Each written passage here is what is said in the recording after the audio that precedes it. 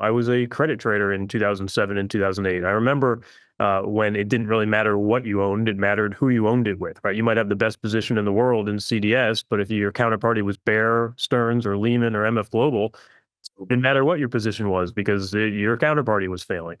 2022 was a great example of that, right? I mean, a lot of the types of price hedging that we might normally do, using options or using, lending didn't exist in 2022 because our counterparties were failing, right? It wasn't the assets themselves that were failing. It was the service providers around the assets that were failing.